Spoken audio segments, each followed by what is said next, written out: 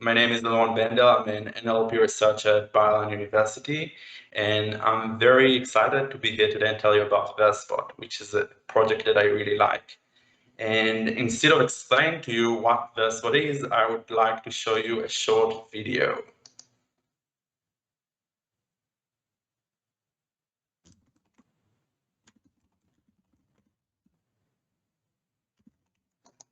Sorry. You might need to stop sharing your screen. Yeah, just a second. Let's try it again. Sorry. You want to connect with your online customers. A program that interacts with clients could be complex and expensive. So let us introduce you to Versbot, a simple platform for genius business chatbots. Sorry. Search versbot.com to create your own business chatbot. Sign up and tell us about yourself with just a few details.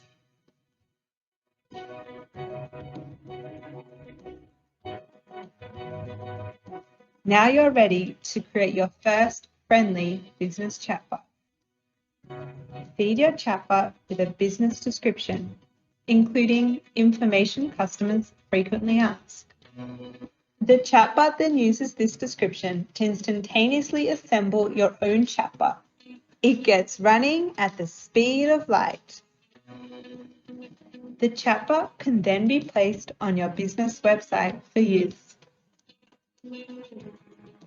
Now, try interacting with your bot and see what needs a little tidying up.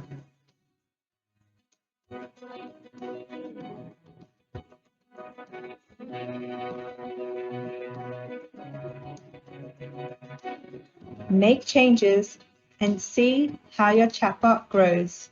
You can edit your business description at any time.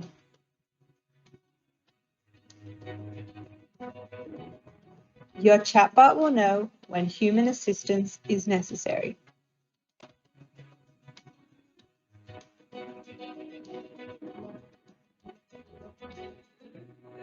It then collects relevant contact information so you can get back to your customers' inquiries in a timely manner.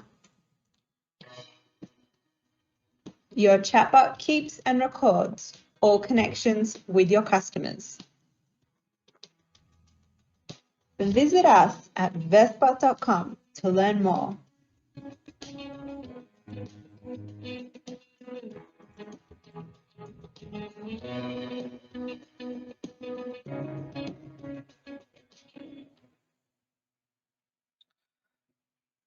Okay.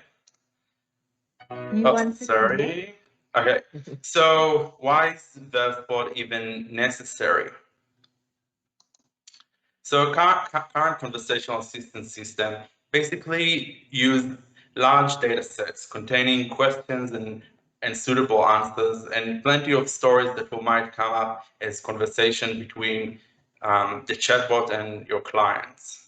The problem with this process can be extremely expensive and long, and we wanted to make it a bit shorter, and more than that, a bit more natural. So for someone that have a small business, doesn't necessarily have the right knowledge of what kind of question and answer you should choose in order to train a good model. So what we try to do is actually to decouple the business knowledge from the QA expertise. So then the business owner can just bring the business knowledge as a just plain text, and we will bring the QA expertise and we will extract the right answers from this text based on the questions being asked from the clients. So what we are trying to do is basically to create a chatbot just from text. So the problem with this method is basically that you can't really get all the information needed from a text. If you think about it, some of the chats with businesses can be very complicated. For example, if you want to call to your bank and ask for a loan, then your bank might ask you about your risk profile or about your credit or whatever. And the thing is, we can't really learn everything from text. So we try to focus on small businesses that need small operations. So the three main goals we saw in front of our eyes while developing Versbot is that it will be extremely easy and cheap to create. It will be able to answer informative questions about a business very well. And the most important part, whenever the bot feels like it can't give you a good answer or it can't handle a situation, it will redirect you to human. And we think it's a very important part of it.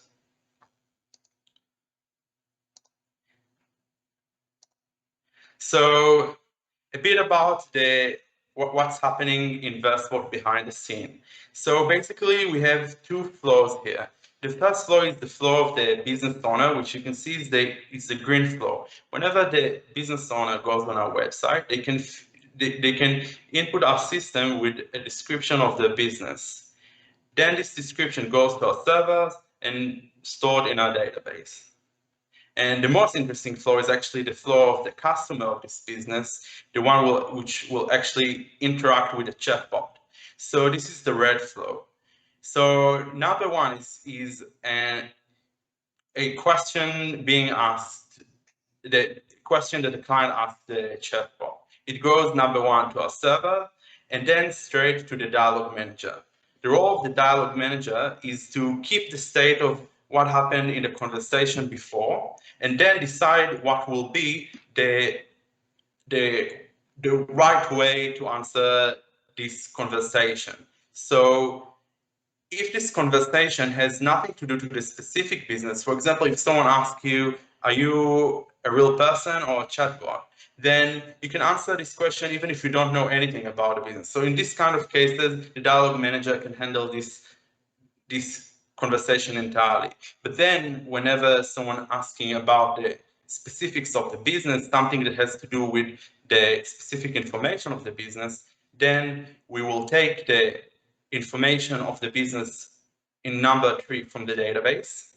Then we will apply some pre-processing on the question and the text of the business. And then we will use a neural network to extract the answer for the question from the business text. And I will now go over every component here separately, and I'll just add that every one of them is basically operating on a completely different server as a microservice, completely independent from another. That's what helped us to try and use completely different methods and models, and I will speak about it later on. So the first part is the dialogue manager. The dialogue manager see that it has the history of the chat with the client, and then now he needs to decide what will be the next part of the conversation, what will be the right response. So how do you actually do it? Because basically everything the dialogue manager have is just sequence of words. So how do you get sequence of words into something meaningful that you can actually work with in order to find the right response? So the first step is actually to take every part of this, every sentence in this conversation, classify it as an object with a distinct meaning. For example, if the user said hi, we classify it as greet. If the user said, how are you? We classify it as an object we call mood cube, sorry. And then after we have all these objects, we can actually have a series of objects. And what we need to predict is just the next object. So then what we're doing in this case is that we have large data set of stories which are basically sequences of objects. And then all we have to do is to find the most similar story and use this story in order to predict the next response. So how did we actually do all of that? We actually used a open source Python library called Rasa. And Rasa allows you basically to train all of the models needed for a dialogue manager in one place. So all you need to do is actually to construct your own data set that tells like the models how they every kind of object should look like in a natural language form, and then all the stories you expect to see in your conversations, and then choose from the various models that Rasa offer you and train it, and in an iterative process try and improve your dialogue manager. And as I mentioned before, it's very important to try and come up with a simple dialogue manager and then try to get and interact with real users and see what works and what not, and then improve every part of the dialogue manager. So the most important object in the Versbot domain is the object we called org info, which is questions about the specifics of the business. It's a question that you can answer only if you have information about the business. For example, what services do you offer? What is your address? And so on. So after we recognize this, object, we know that this is the right time to take the question and redirect it to the neural model that will help us to find the answer from the text the business owner wrote in order to describe his business. So by now, what we have is a dialogue manager that can handle conversation with no organization context. And now we know how to recognize the questions that need the organization context. And what we need to do is to find the answer from the text describing the business. So basically, you can go here in many ways. You can train a seek-to-seek neural model. You can truly go in many ways. We try many ways. I'm going to describe one which was the most successful. And obviously, if you find it interesting to want to know about the other options, you can contact me through LinkedIn or through versbot.com. So the solution we chose is extractive question answering, which is a subfield of question answering, which is a subfield of NLP.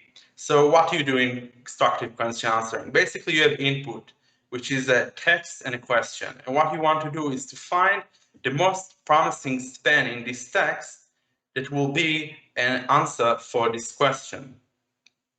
So there are actually plenty data sets that constructed just for extractive question answering. So we tried many of them, and at the very beginning, we started to notice that the ones trained on Wikipedia gave us the best accuracy while trying to predict the answers. And at a very, very early stage, we felt like that the fact that Wikipedia contains information about so many businesses and completely different domains was very good for our problem, because basically we can't really know what business will use our service, and we wanted it to be flexible and usable for businesses coming from completely different domains. So after trying many datasets trained on Wikipedia, we found that Squad gave us the best results on a small dataset of real business description we used for evaluation.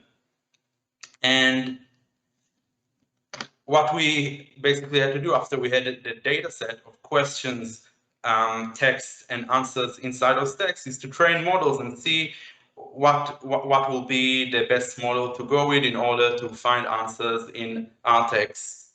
So what we did, we took the practically almost every state-of-the-art neural model you can find today. Most of them are transformer neural models, just because they had very good results. And just to show you one of them, for example, Spanbird has F1 of 91.9%, which means that out of the 10,000 questions in the Squad test set, it succeeded to find the area of the right answer in 90% of the cases. And then we had to think about another part of using those models, which is the production side of it. And if you want to use any of those models in production, you need to actually deploy it on a machine. And we wanted to deploy it on a CPU. We could have deployed it on GPUs, etc. But we felt like it's a bit of an overkill. Try to use the best the model that will work the best on CPU and will still give good results. So as you can see here, you can see the sizes and the speeds of those models, and we chose an ensemble of models that part of them were trained on Squad 1, part of them were trained on Squad 2, and just it's worth to mention that Squad 2 also introduced the notion of questions with no answers. So it's actually desirable in our domain sometimes to say, okay, there's no answer in this text, so then we will want to give a suitable response instead of giving bad answer.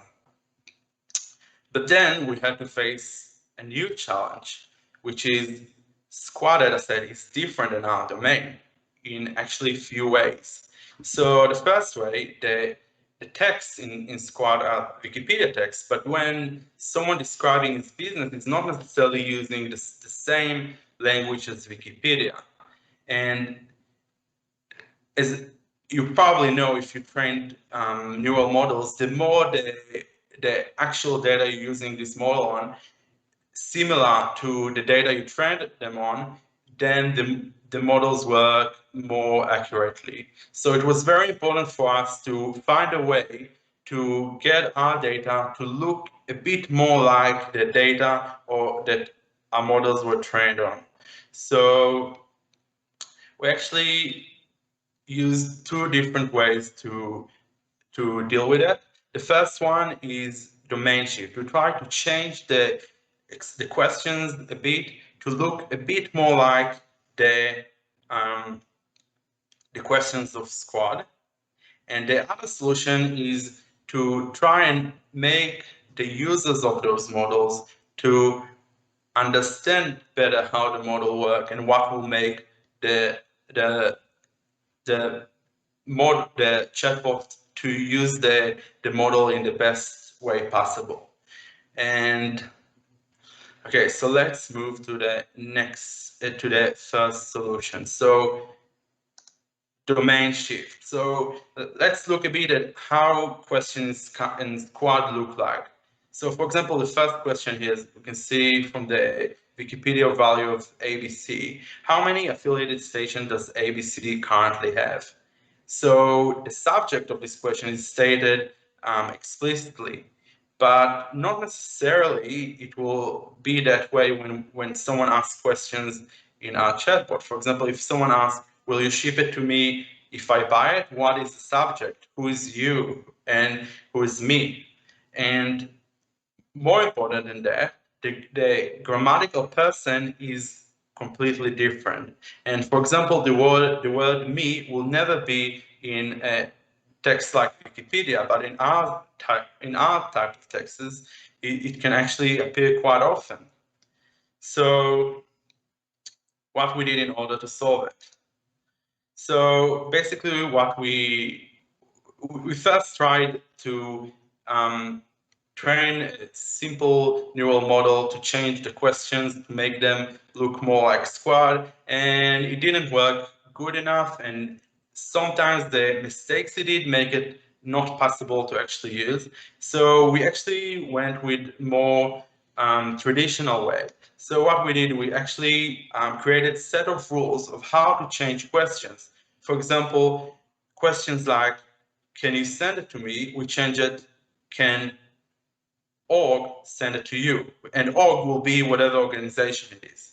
So this is so now I'll go over a real example from actually a real question someone asked our chatbot in our website, and it goes this way. So the person asked, what can you do for me? And it's very interesting here because every time it's written in our text, the word you, we refer to the customers, but here the word you refers to us, to Versbot. So obviously the answer was something related to what the customer should do, not what we can do for it. So then when we changed the question using those rules to what can Versbot do for you, the answer was the right answer accordingly. So the pipeline for actually doing it is to break the questions into words, to sentences first, and then to words, and then to find out the words you want to replace and see if they suit to one of the rules you predefined. And then if they fit one of those rules, just replace them, and it raised accuracy dramatically. Because now our questions look a bit more the question of squad, and they're more related to they use the same grammatical pattern as the text we were using. So the next solution was the solution we're actually very excited about, and I'm very excited to tell you about. So the user model integration. We at the beginning, when we tried to go with this project, we thought that someone will just input a system within text and then just hope that the chatbot will be good. But then we realized that people change it quite often. And the reason people change it quite often is because they're starting to understand how the model works and they're changing the text accordingly. And the reason they're changing the text is because they truly understand some parts of the workings of those models. And we find this concept quite interesting because usually we're thinking about neural models, something that is running on a server and the user doesn't really get to touch or to experience. And here we had sort of an opportunity to give user to experience with their own hands how neural models feel like. And we found it to be very helpful. So the first way of helping the users to get a text to be more similar to our training data was interaction with the chatbot. Then expert advice is a set of tips we supply users to actually make them construct their text in a way that will be more easy for the models to work with. And then retrospective, which is the history of the chat that the clients had with a chatbot, so they can actually see what worked and what didn't. And this is actually, it brings me to the last point I'm going to talk about today, and it's the concept of model programming by natural language. You all probably heard about GPT-3 and how amazing it works just by feeding a prompt that define the problem, give a few examples, and then GPT-3 does its magic and give you the right answer. And we actually found the same sort of process right here. So our customers giving the model basically the knowledge, and you can look at this knowledge or this text as input to the neural model, but you can actually look at it from a different perspective, because this text actually being transferred into a set of vectors representing those words, and those vectors basically interacting with the weights of the neural network. So you can look at the process of what our users do while they're changing the text, as not only changing the input for the model, but actually changing the inner workings of the models, basically just by changing the natural language knowledge that they're giving to this model. Because as you can see, from every business perspective, after they find a good text that represents the business, the only thing that changes is the question, and the knowledge stays the same. So it's practically part of the neural network, and we find this concept of programming the neural network and its weights using natural language quite an exciting concept.